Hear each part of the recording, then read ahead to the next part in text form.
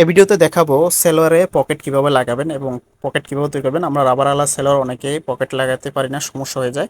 সেটার জন্য আপনারা পুরো ভিডিওটা দেখবেন। আপনি যদি আমার চ্যানেলে নতুন হয়ে থাকেন, আমার চ্যানেলটি সাবস্ক্রাইব করে দিবেন। প্রথমে জিপারটাকে আমরা এই যে এই সাইডটা সেলাই করে দিব। তারপরে আপনারা পকেটটা যতটুকু তৈরি করবেন, আমি যেহেতু পকেটটা 6 ইঞ্চি পরিমাণ তৈরি করব, তো 6 ইঞ্চি পরিমাণ আমি জিপারটা কেটে নিব। আপনারাও যতটুকু বড় চাইলে বড় নিতে পারেন, যে যতটুকু তৈরি করেন অতটুকু পরিমাণ নিয়ে কেটে নেবেন।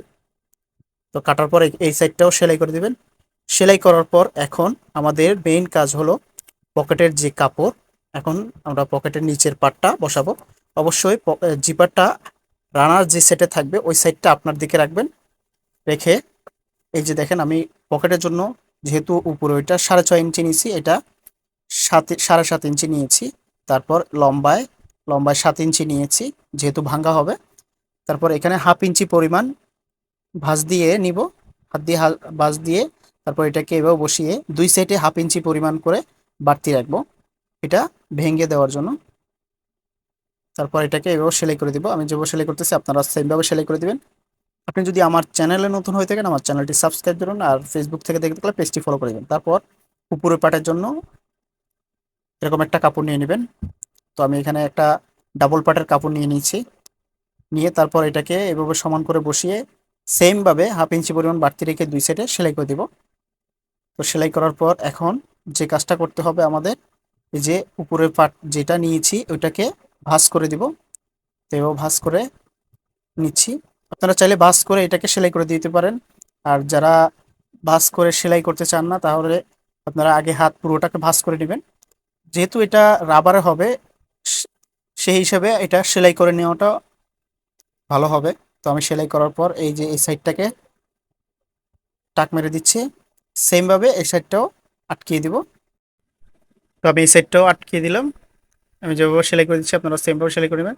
সেলাই করার পর এখন আমরা দুই সাইডটাকে মেপে নিব যতটুকু পরিমাণ হবে। এই যে 6.5, সেমভাবে এখানেও 6.5 ইঞ্চিতে দাগ দিয়ে নেবেন।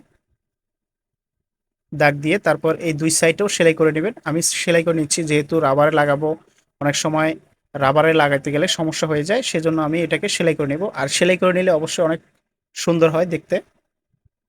তারপর এই সাইডটাও সেমভাবে সেলাই করে নেব। তো এইভাবে সেলাই করে নেবেন আপনারা। আর ভিডিওটি যদি ভালো লাগে অবশ্যই শেয়ার করে দিবেন।